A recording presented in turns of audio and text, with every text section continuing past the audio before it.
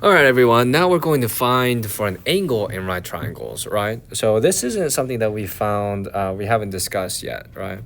The way that we find angles is very, very cool, okay? So we'll use the same thing as sine, cosine, tangent functions to be able to find the angle, right? So we're given two lengths, right? We can find these three lengths using the third length using the Pythagorean theorem, but just because we know the sides doesn't necessarily mean that we know the angle, right? Unless we use the tool, or we use the sine, cosine, tangent function to be able to find the correct angle. So let's go ahead and let's try it out, okay? I'm going to just find the angle first. Let's go ahead and find the angle first. So my angle is going to be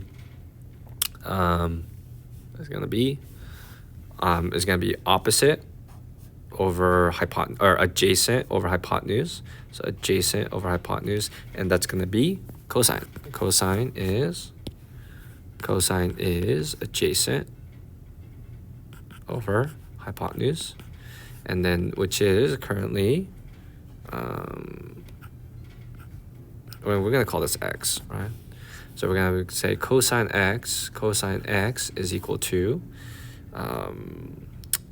adjacent over hypotenuse, 4/7. Okay. Now the way that we solve for this is we just use a function called cosine, the inverse of cosine, right? 4/7. So if we take the inverse of cosine, so if we do like cosine x, cosine -1, that just means x. Okay, we're just undoing the cosine. Okay, I didn't want to confuse you guys like this. That's why I didn't put a cosine inverse function here. But that's what that basically means. So here, I can just show it to you guys. I can just show it to you like this. So what we have is we have cosine x, right? But we have to take the inverse function of cosine like this of that, okay? Now that whole inverse function, don't worry about it. It's basically undoing the cosine. So if I get the inverse function of cosine x, these two cancel out, we just got x.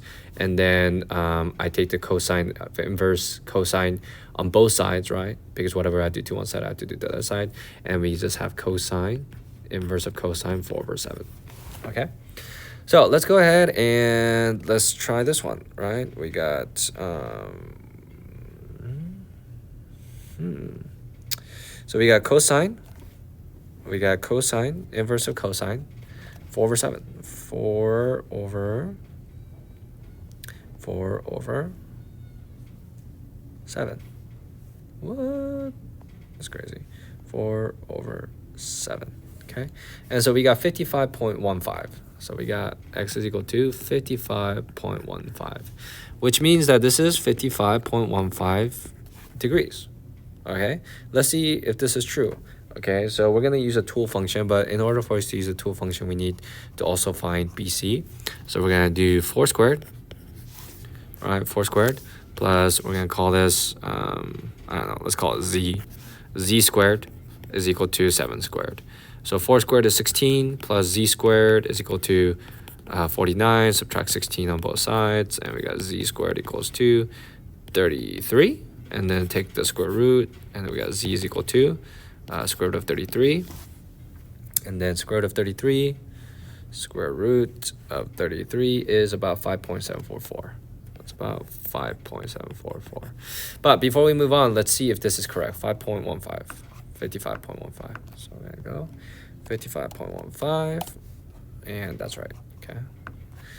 So they do know that, they do acknowledge that this is the correct one, 55.15. Okay, so we got 5.744 for z, 5.744. Okay, let's see if this is actually correct. So we're gonna say 55. So we're gonna go 4. We're gonna go 4. We're gonna go 4 down. So that's about 4, right? That's 4. And then we're going to do 55.15. We're gonna go 4 and 5.744. So 4. Oh, whoops! I gotta go. This is confusing. Yeah. Okay. Yeah. Okay. Well, what I can do instead is I can do like this. I can go like that, and makes it better. Okay. So if this is 55.15, okay, so we gotta go 90 minus 55.5. 90 minus 55.15, and that is equal to 34.85. So this is going to be about 34.85, okay?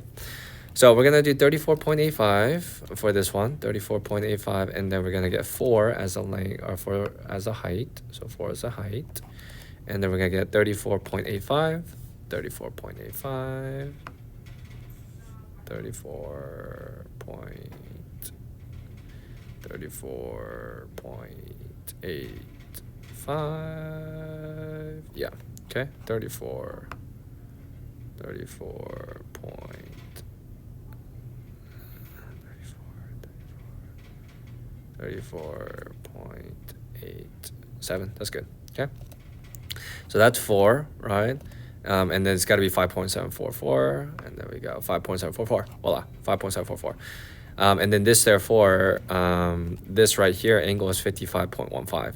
So you see, right, we were able to find the angle, the correct angle, right, for this triangle using just the 2 sides, right?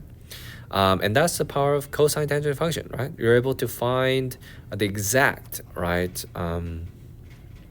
degree for the missing angle, which I think is pretty awesome, okay? All right, let's try another one. Okay, so I just did cosine, right? Opposite over hypotenuse. Okay, this is good. This is gonna be my sine function. So sine is opposite over hypotenuse. So we're gonna go sine. I'm gonna call this theta. Okay. So sine theta is equal to opposite over hypotenuse. Opposite over hypotenuse. And then we're going to take the inverse of sine on both sides. I'm gonna have to actually just rewrite this because, okay, we're gonna take the inverse of sine theta on both sides, because whatever you do to one side, do to the other side. And this one cancels out, and we got theta is equal to sine inverse of sine 7/9. So we're gonna go here, we're gonna go sine, and then 7/9. 7/9, and that's gonna be 51.057, and that's gonna be about 51.057. Okay, and if we simplify, it's gonna be 51.06. 51.06. Check. All right. So that angle is 51.057. Okay. All right. And if we use this tool, and I'm just gonna use the tool just one more time just to show you guys, we're gonna find this is actually 51.057. So let's take a look. This is my x. I'm gonna call that x. X squared plus 7 squared is equal to 9 squared. That's 49. 49, 81, subtract 49, and the x squared is equal to 81 minus 49. I'm just gonna use the calculator. 81 minus 49, it's gonna be 32, and then square root of 32, square root of 32, square root of 32, square root of 32, is gonna be 5.656. It's gonna be about 5.656. All right, so that's gonna be about 5.656. All right, let's take a look. So we're gonna go 7 high. We're gonna go 7 high.